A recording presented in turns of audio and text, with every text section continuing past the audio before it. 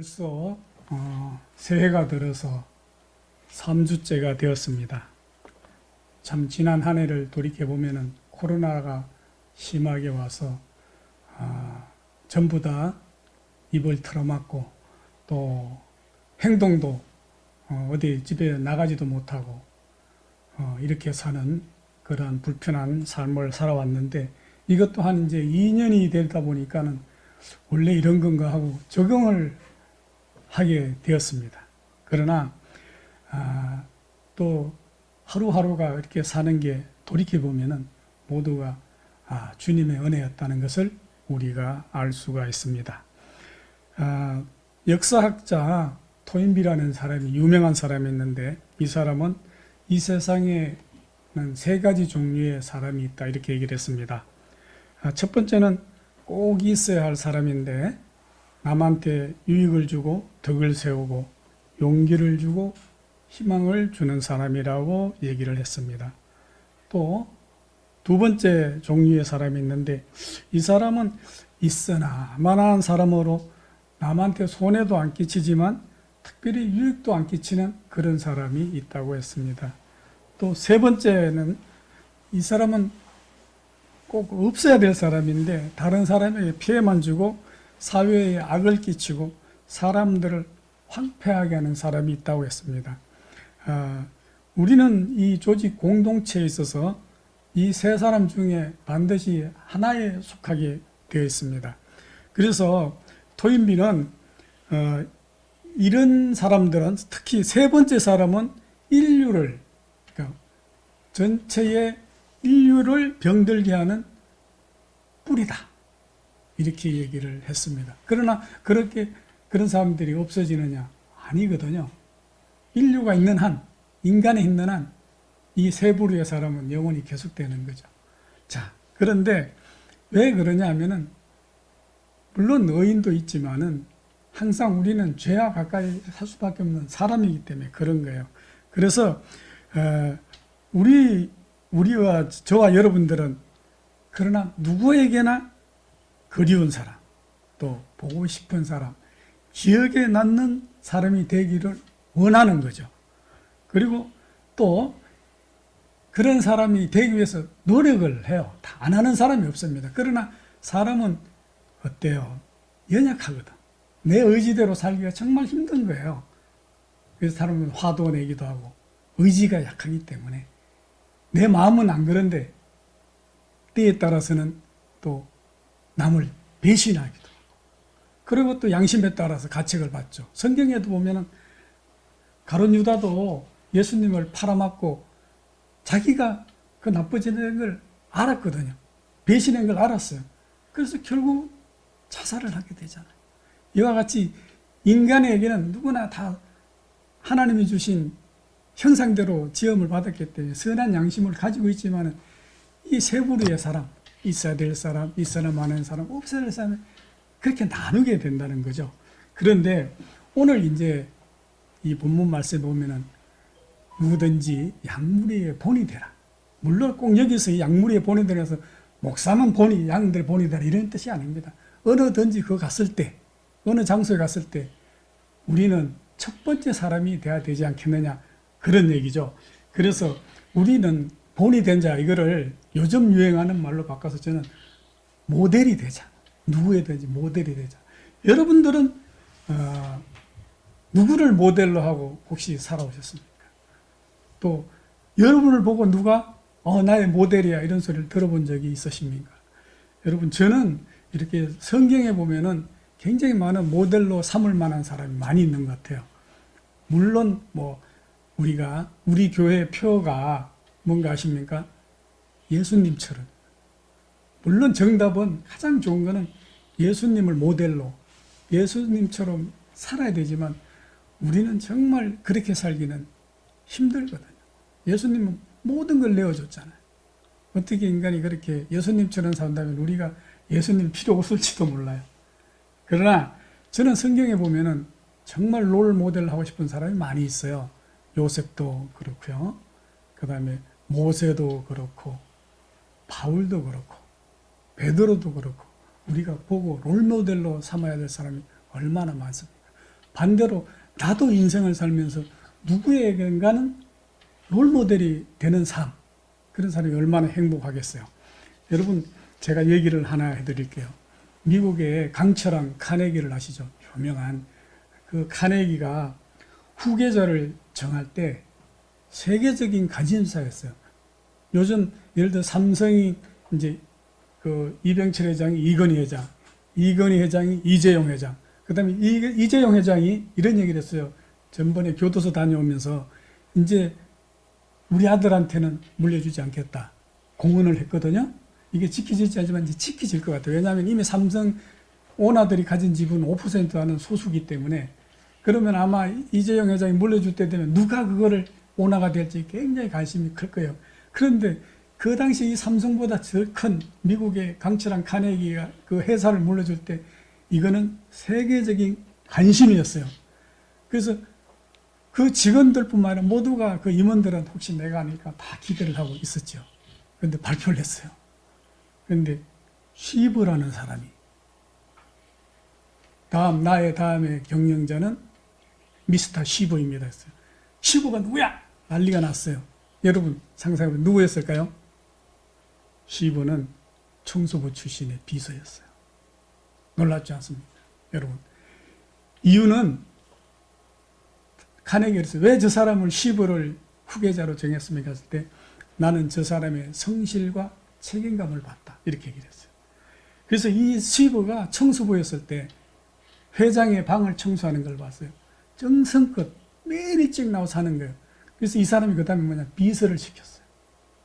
카네기 비서를 시키니까 자기보다 항상 일찍 나오고 자기 모든 일정을 체크해가지고 딱 파악을 해서 정말로 자기 마음에 쏙 드는데 그러니까 성실한 거예요.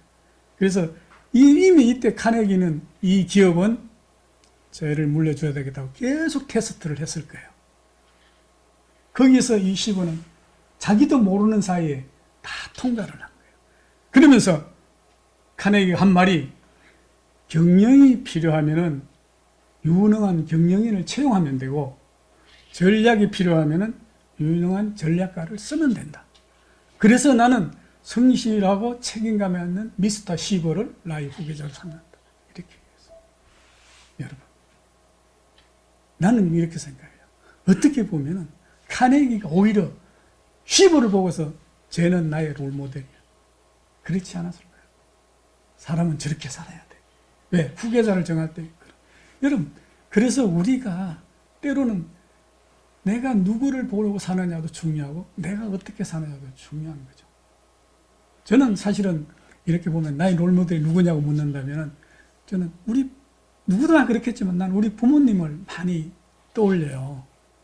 우리는 굉장히 부모님은 논 8마지기 밥 2마지기 정말 시골에서 가난한 농촌에서 사셨거든요. 그런데 우리 자식들을 키울 때, 사람 이녀를 키울 때 정말 매 한 대 안 때리고 사랑으로 키웠어요. 그런데 저는 가끔씩 자식들이 이렇게 마음에 안 들었으면 속으로 막 부하가 치밀 올라요. 안 돼, 이러면 안 되는데. 그러면서 우리 아버지 같았으면 어땠을까? 우리 어머니 같았으면 어땠을까? 저는 한 대도 안 맞고 컸거든요. 우리 동생들도 그렇지만 이놈의 새끼 막 이런 소리도 안 듣고 자랐거든요. 어떻게 그렇게 사람 이녀를 키웠을까? 진짜 저는 놀래요. 우리 어머니는 새벽 기도를 그냥 비가 오나 눈이 오나 저는 그 이모나 장로님이 시골교회 담임을 하시는데 저한테 그런 얘기를 했어요. 집사님 말입니다. 제가 새벽 기도를 좀 쉬고 싶어도 우리 권사님이 맨날 나와가지고 내가 새벽 기도를 한번 모십니다. 정말이요? 그러더라니까요. 한번 쉬고 싶은데 우리 어머니가 비가 오나 눈이 오나 우리 성지사님 알죠? 그 청당물에서 산 공동묘지를 건너서 어떨 때 비 많이 오면 막 한청이 들린대요. 같이 가 이런 소리.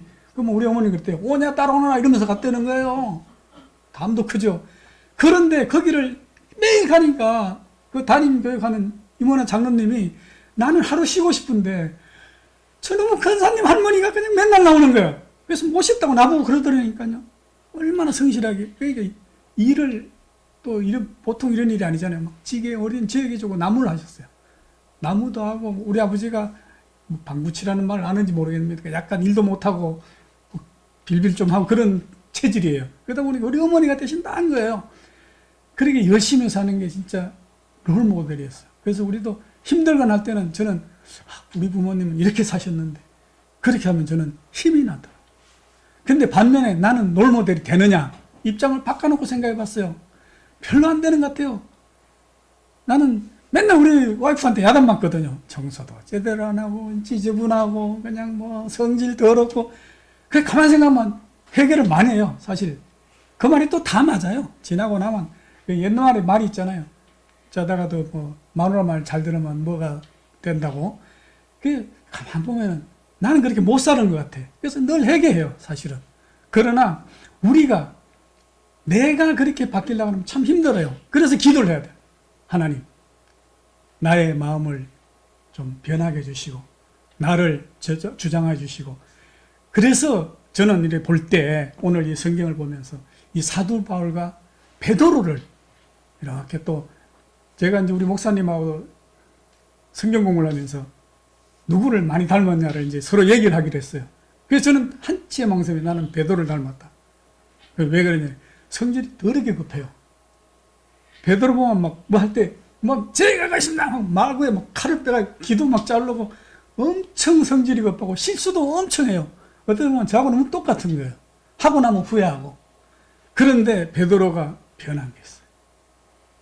성령님을 받고 나서 오순절 달고 성령을 받고 나서 이건 옛날 베드로가 아니에요.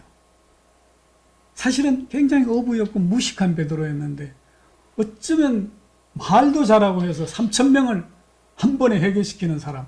그 다음에 예수님의 수제자가 되고 반석이 되고 지금도 카톨릭에서는 교황이 베드로의 후계자라고 그래가지고 거의 뭐 신급이 여러분. 그래서 그 변한 걸 보면은 사람으로는 변할 수가 없어요. 성령을 받고 하나님이 해서 바뀌게 됐거든요. 그래서 저도 그래요. 오늘도 오면서 주님, 제발 내 성질 좀 바꾸게 해주십시오. 저는 그렇게 기도를 합니다. 그래서 아직까지 성령님이 응답을 안 했는지 아직도 급해 살아있어요. 그래서 늘 죽여야 되는 연습을 해야 되는 겁니다. 자, 그런데 우리가 이제 이러한 모델이 어떤 모델이 있느냐? 여러 가지 모델이 있어요. 지금까지 내가 얘기한 거는 인간에 대한, 사람에 대한 모델이었어요. 그러나 이제 문제는 예배의 모델이 있는 거예요. 우리가 어떻게 예배를 드릴 것인가. 여러분 보면은 예전에는 이 고신, 합동, 뭐 감리교, 순복음 예배의 틀이 달라요. 고신이라 한다면 굉장히 거룩해요. 뭐 이것도 있으면 안 돼. 우리가 십자가를 믿는 건 아니고 하나님을 믿고 예수를 믿는 거지. 이걸 믿는 게 아닌데도 이것 있으면 안 돼. 이렇게 좀 그럴까 보수적이에요. 굉장히.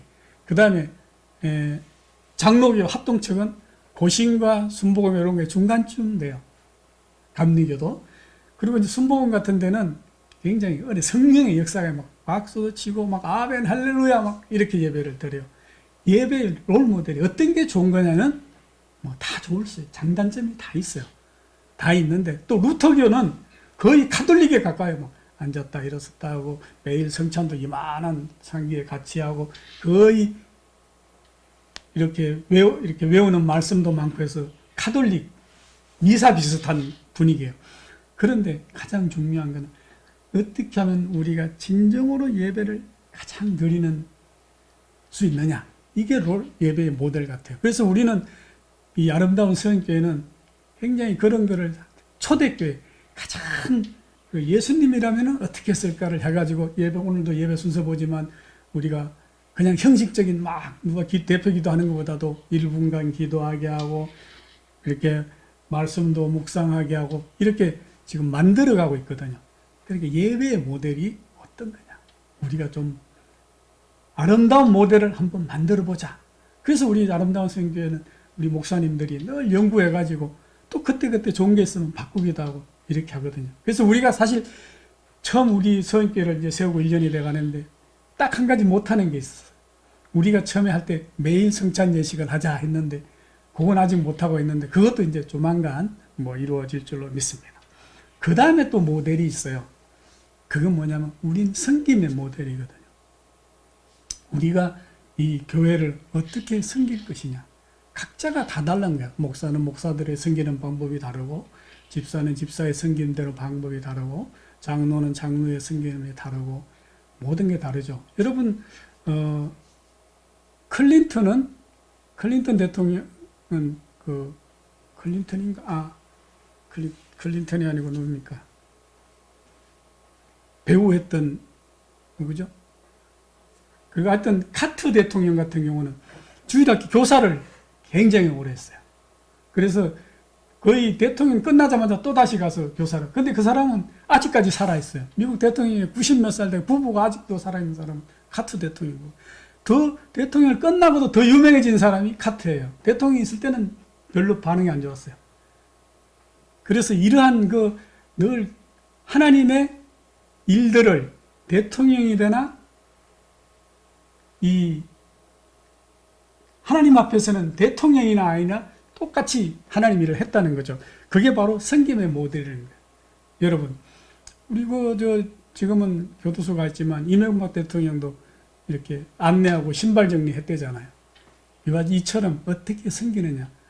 여러분, 장로로 섬기는 것도 역할일 뿐이에요. 집사로 섬기는 것도 교회 역할일 뿐이에요. 여기 섬김은 다 귀한 거죠. 우리 방송실에서 봉사, 이 식사 봉사, 이런 모든 것들이 또 우리 성집사님 날 와가지고 일찍 와서 뭐 맛있는 거 생기면 가져오고 섬기고 이런 것들이 다 섬김의 봉사라는 거죠. 모델. 다 각자의 달란트대로 섬김이 다른 거예요. 목사로서는 목사의 섬김, 목사는 하나님의 말씀을 보고 와서 연구해서 또 섬김. 이런 게 모델이 다른 거죠. 여러분들은 어떠한 모델을 창조하고 싶습니까? 그것은 우리는 우리의 삶을 돌아보면서 내가 어떠한 모델을 담고 내가 어떠하게 되느냐가 중요한 거예요. 여러분 잘 아는 사도 바울은 여러 사람의 모델이 되었어요. 사도 바울을 쫓아다니는 사람이 있어요. 그 보면 대표적인 게 바나바, 디모데. 그렇죠. 그 다음에 오네시모라는 사람이 있어요. 이 사람은 옥중에서 난 내 아들이라고 그러고 신복이라는 단어를 쓸 정도로 바울이 신뢰를 했어요. 그 다음에 브루스길라와 아굴라가 있어요. 이 사람들한테는 동력자라고 그랬어요. 그래서 예를 들어서 이 브루스길라 아굴라는 나를 위해서는 바울이 그랬거든요. 저 사람들은 목이라도 내놓을 사람들이야. 난 어떨 때 보면 바울이 굉장히 성공적인 삶을 사는 것 같아요. 저는 나를 위해서 목이라도 내놓을 사람 한 명도 없을 것 같아요. 저 역시 남을 위해서 목이라도 내놓겠다? 아이고, 없을 것 같아요. 이 바울의 인생은 정말 그래서 성공한 인생 같아요. 그 다음에 누가 있습니까? 루디아와 베베가 있잖아요. 루디아는 자주도 장사를 해가지고 모든 거를 우리 집에 와서 가라 그러고 바울을. 그래서 보면은 바울은 사실 모든 걸 다 버렸어요. 자기 로마 시민권, 모든 기득권을 버릴 때 얻는 거는 이러한 진짜 천군만마 같은 사람들과 모든 걸 얻을 수 있거든요. 비우니까 채우더라. 이걸 바울의 삶에서 우리가 알 수가 있거든요. 자, 그리고 여러 가지 한번 또 제가 성경 말씀을 한번 볼게요.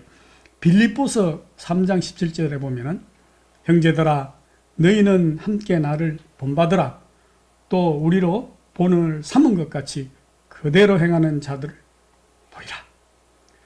바울의 말이거든요. 바울은 정말 자신 있게 너 나를 본받아 이렇게 얘기를 했거든요. 저는 이 성경 말씀을 볼 때 바울 생애를 보면은 정말 거의 성인에 가까운 누구한테도 너 나 본받아 할 정도로 저는 과연 그렇게 살 수 있을까 늘 반성을 하거든.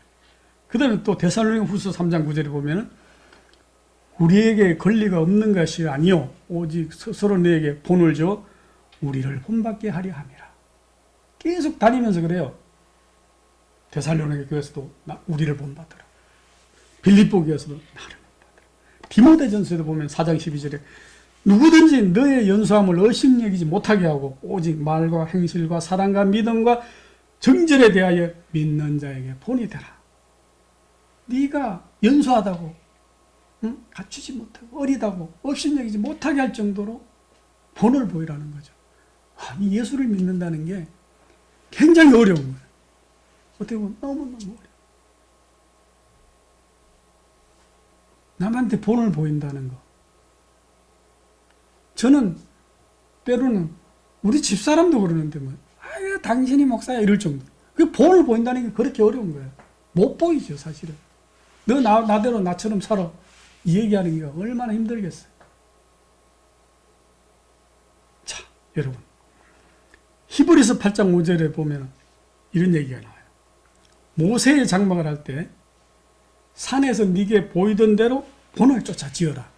장막도 모세한테 네가 산에서 본 대로 지어라.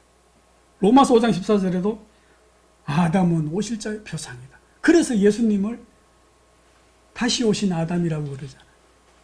여러분, 이처럼 또 고린도전서 10장 6절과 11절에는 본을 뭐냐면 거울이라고 그랬어요. 거울. 여러분, 거울을 보면 어때요? 내가 보이잖아요. 마치 거울을 본 것 같이 산다는 거. 야, 정말 이 본을 보인다는 게 너무 어려운 현실이에요. 우리가 살면서 이처럼 어떻게 그리스도의 향기를 나타내고 살 수 있느냐? 본을 보이느냐? 이게 문제라는 거죠. 그래서 저는 그래요. 우리가 과연 이렇게 살기 위해서는 어떻게 할까가 중요해요. 기도밖에 없어요. 늘 회개의 기도를 해야 돼요. 주님, 저는 죄인입니다. 내가 살면서 본을 보이고 살 수 있도록 내가 누구처럼 살게 하시고 예수님처럼 살게 해주시고 모세처럼 살게 해주시고 바울처럼 살게 해주시고 저도 그리하여서 남한테 본이 되게 해주십시오. 이렇게 기도를 해야 합니다. 내 힘으로는 안 돼. 왜? 우리는 죄인이니까. 우리는 다 죄인이니까. 늘 죄를 짓는 거예요. 눈을 뜨는 순간부터 죄를 짓는 순간이에요. 꼭 도둑질을 해서 죄가 아니라 마음속으로든지 시기도 하고 질투도 하고 이런 것들이 다 죄죠. 뭐. 하나님 우리에게 양심이라는 것을 주셨잖아요. 거기에 비추어 볼 때 죄. 그래서 죄인. 오라 나는 죄인이라고 공고한 자로다. 이러한 고백이 나와야 되거든요. 여러분, 우리가 이제 점점 이 사회는 복잡해지기 시작했어요. 젊은이들은 이제 하루 종일 일을 해도 200~300만 원 벌어서 차비하고 밥값하고 뭐 하고 나면 남는 게 없으니까 집 사기를 포기하는 거예요. 그러니까 집 사기는 결혼도 포기해요. 오늘도 오면서 우리 조카가 이제 일본에서 유학을 마치고 희망을 품고 취직을 했어요. 호텔에. 그럼 월급이 얼마냐 하니까 얼마입니다. 그래요. 내가 여기서 얘기는 안 하겠어요. 그러면은 차비 뛰고 못 뛰고 나면 얼마나 하냐? 100만 원 저축하기가 힘들다는 거예요. 그러면 자 1년을 모아요. 100만 원씩 1200만 원이야. 집은 12억이야. 그러면은 1200만 원 앞에는 10년 하면 1억. 100년을 모아야지 12억을 모아요. 100년 뒤에 살아있을까요? 30에 취직을 했는데 130살에 집을 사야 돼. 100만 원씩 모아서는. 이런 게 현실이에요.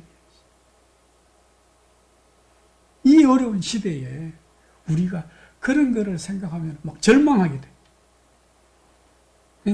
희망 없는 걸 생각하면 절망해. 그러니까 젊은 애들이 결혼도 포기하고 집도 포기하고 막 그러는 거예요. 그러나 우리가 그런 절망만 보고 있을 수는 없는 거예요. 항상 높은 데를 보면은 한없이 힘들어. 그러나 눈을 싹 바꿔서 보면은 밑에를 보면 너무너무 또 더 나보다 힘든 사람이 많이 있는 거예요. 대학을 못 나온 사람도 있고 안 나온 사람도 있고 취직을 못한 사람도 있고 아직도 취업 공부를 하느라고 새벽부터 밤늦게까지 이런 것들을 보면서 힘을 얻어야 되는 거예요. 힘을. 그래서 우리가 그런 거를 할 때 힘을 얻을 때 어떻게 힘을 얻느냐? 바로 내 마음속에 그리스도가 있고 나는 누군가? 나는 누군가? 나는 누구의 롤모델이 되는 거야? 왜? 나는 하나님의 형상대로 지음을 받은 사람이거든. 내 마음속에 하나님을 모시면 내가 이 땅이 천국인 거예요. 하나님, 예수님처럼 살 수가 있는 거잖아요. 그래서 우리는 사실은 늘 자꾸 잊으면 안 돼. 저도 마찬가지예요. 저도 넘어지고 실족하고 화도 내고 이랬지만은 그러면서 또 후회하는 거예요. 하나님, 저에게 믿음을 주시고 나에게 희망을 주시고 나에게 성령님을 보내주시사 나로 말미암아 하나님을 기억하고 기도하고 하나님처럼 예수님처럼 살 수 있도록 도와주시옵소서. 이렇게 기도를 하는 거죠. 그러다 보면은 오늘보다는 내일이 낫고 내일보다는 또 올해가 나고 그런 희망으로 살아가는 거예요. 언제까지? 주님 오실 때까지. 여러분, 사랑하는 여러분, 우리가 이 선을 행하되 낙심을 하지 말고 선을 하되 낙심하지 말고 언젠가는 하나님의 도우심이 함께 하시리라. 기도에는 세 가지가 있다고 하잖아요. 그 첫 번째 기도는 하나님한테 기도를 하면은 빨리 이루어 주신대요. 즉각 이루어 주신대.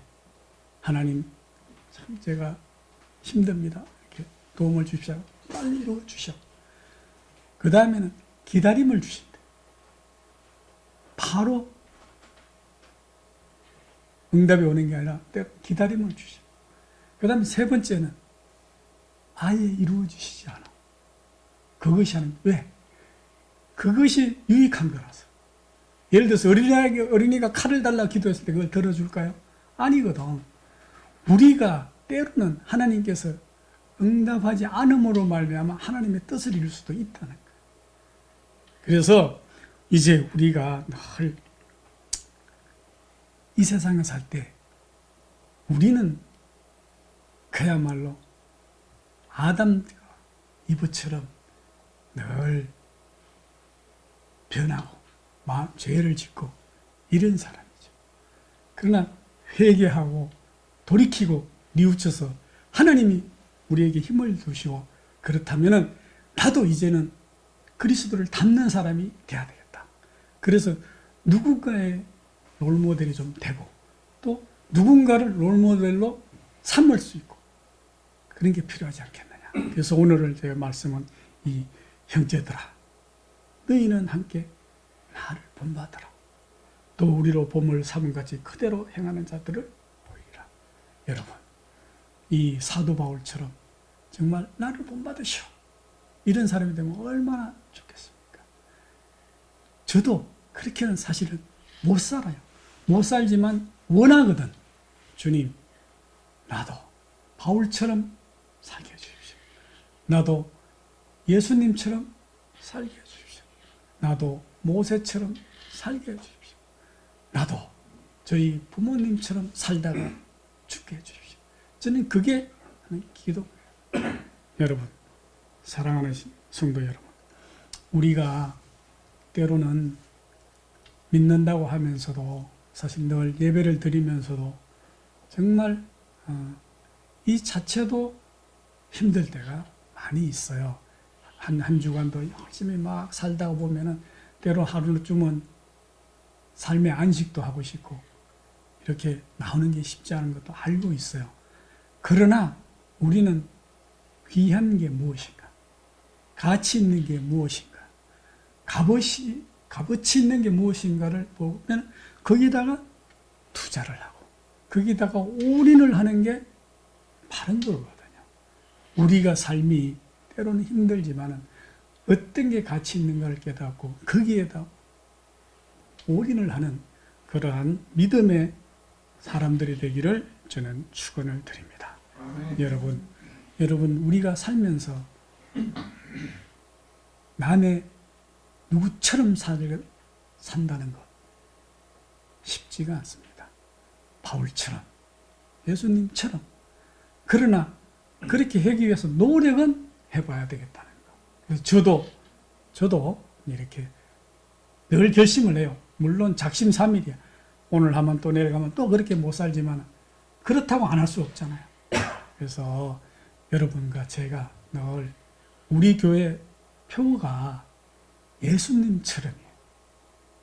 이거를 내가 이번에 교회 등록을 하면서 우리 김영병 목사님 보고, 목사님 우리 교회 표가 뭐죠? 예수님처럼. 딱 보는 순간 너무 멋있었어요. 예수님처럼. 아, 그래, 바로 이거야. 그래서 오늘 설교도 내가 뭘 할까 하다. 예수님처럼 새해는 살아보자. 이미 3주가 지나서 또 막 후회하고 못 산 게 많아요. 저도 보면은 새해는 이렇게 살아야지 했는데 또 못 살아. 그러나 지나간 건 또 지나간 거. 보라, 옛 것은 지나갔으니 새 것이 되었다.